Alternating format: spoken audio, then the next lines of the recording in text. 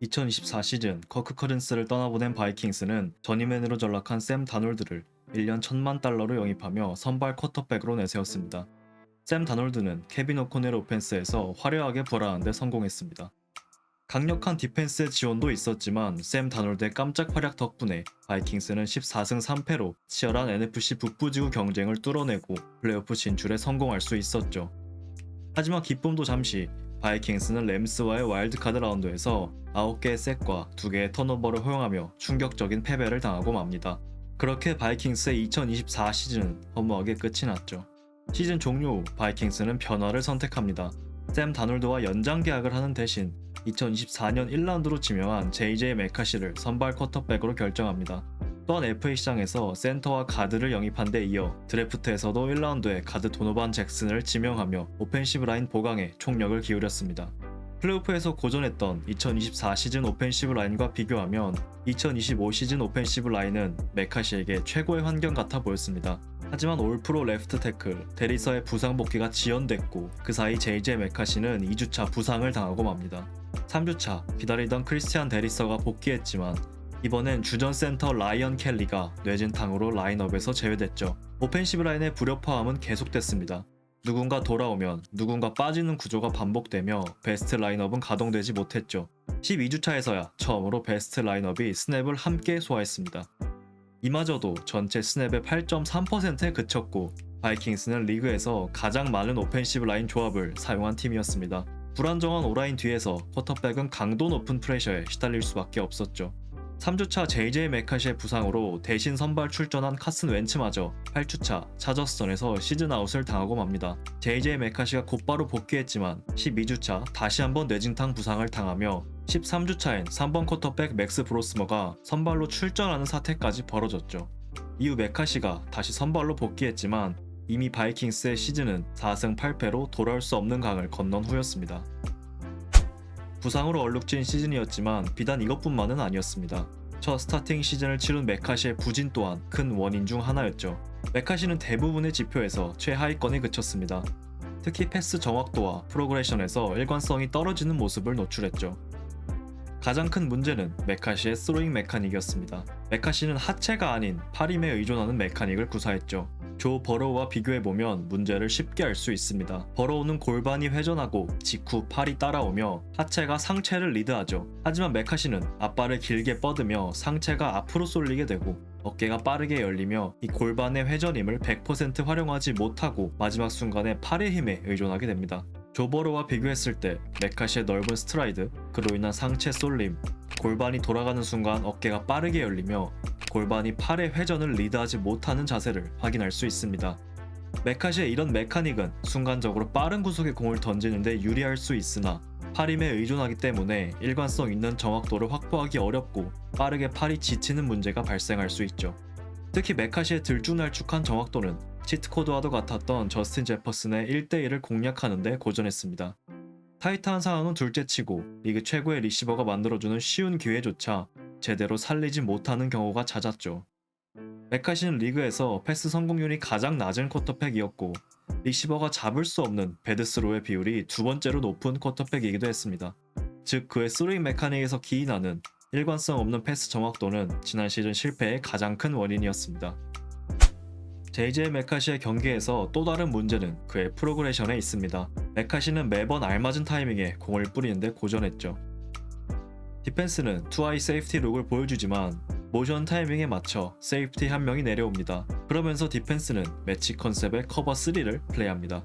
오펜스는 버티컬 라우트로 오른쪽 공간을 비우고 그 공간으로 침투하는 컨셉을 플레이하죠. 계획대로 오른쪽의 공간이 비워지고 그 공간으로 저스틴 제퍼슨이 크로싱 라우트를 통해 달려옵니다. 그리고 메카시는 지금 타이밍에 공을 던져야 했죠. 하지만 두 번의 스텝을 더 밟으며 타이밍이 늦었고 결국 인터셉션으로 연결되고 맙니다. 찰나의 순간이었지만 수비수가 반응하기 충분한 시간이었죠. 메카시는 스냅 후 처음부터 끝까지 제퍼슨을 쳐다봤고 의도를 숨기지 못했습니다. 이선의 선수들이 메카시의 눈을 보고 플레이하고 있었기 때문에 메카시의 한 타이밍 늦은 패스는 더더욱 반응하기 쉬웠습니다. 이번에도 디펜스는 투하이 룩에서 시작하지만 이내 원하이 룩으로 전환합니다. 그러면서 역시나 커버3 매치 커버리지를 플레이하죠. 오펜스는 오른쪽의 더블 무브를 왼쪽에선 더블 무브로 비워진 공간을 공략하는 크로싱 라우트를 플레이합니다. 후방 세이프티의 위치가 치우쳐 있었기 때문에 메카시는 더블 무브를 선택했고 리시버의 라우트 방향이 바뀌는 지금 타이밍에 공을 던져야 했습니다. 하지만 이번에도 스텝을 더 밟으며 한 타이밍 늦어버리고 말죠. 그 사이 압박이 들어오며 패스에 힘이 실리지 않았고 결국 플레이는 실패로 돌아갑니다. 이번에도 메카시의 눈은 정직했습니다. 핸드오프 페이크 후 오른쪽을 보고 드랍백을 하면서도 계속 오른쪽을 봅니다. 그리고 이제서야 반대쪽을 보죠. 세이프티는 메카시의 시선을 보고 플레이의 의도를 미리 알아챘고 빠르게 반응하며 플레이를 차단합니다. 이처럼 메카시의 타이밍 문제와 정직한 시선 처리는 부진의 가장 큰 원인이었습니다. 물론 조던 에리슨을 비롯하여 패스 캐쳐들의 잦은 패스 드랍으로 메카시를 도와주지 못한 측면도 있습니다. 하지만 스로잉 메카닉과 스냅프의 정보 처리 능력, 리듬과 타이밍에 대한 이해, 시선 처리 등 NFL 레벨의 패서로서 아직 시간이 더 필요한 쿼터백이라는 것은 확실했죠.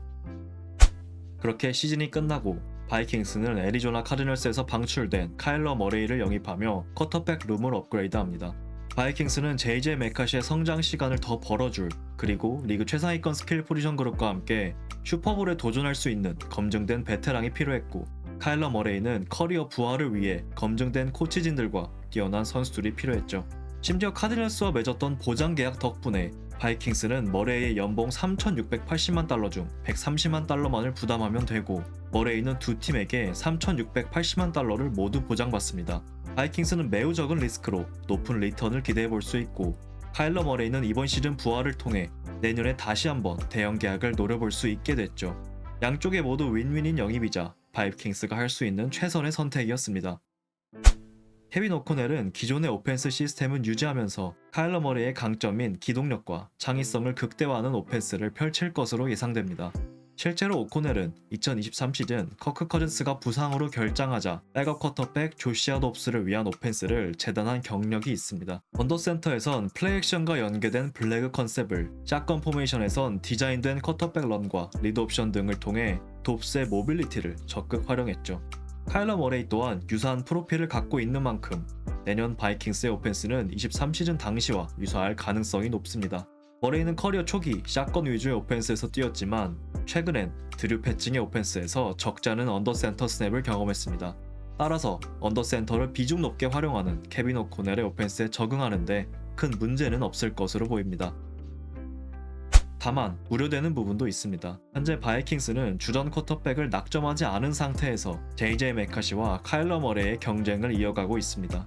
이는 즉 1군 선수들 간의 훈련 스냅을 두 쿼터백이 나눠받고 있고, 뒤늦게 팀에 합류한 카일러 머레이가 시즌 돌입 전까지 주전 선수들과 훈련할 충분한 시간을 확보하지 못하고 있다는 뜻이죠. 실제로 머레이는 인터뷰에서 훈련 스냅을 나눠받으며 충분한 반복 훈련을 진행하지 못한 점에서 걱정을 나타내기도 했습니다. 특히 카디널스 시절 리시버들과의 미스커뮤니케이션으로 플레이가 어그러지는 장면들을 심심치 않게 볼 수 있었고, 오프 스크립트 상황에서의 즉흥적인 플레이가 잦은 선수인 만큼 리시버들과의 호흡은 중요할 수밖에 없습니다. 이에 대한 우려가 나오는 것도 어쩌면 당연한 일이죠. 결국 다음 시즌 관건은 머레이와 오코넬의 스킨핏보다 머레이가 새로운 시스템을 얼마나 빨리 배우고 적응할 수 있느냐일 것입니다.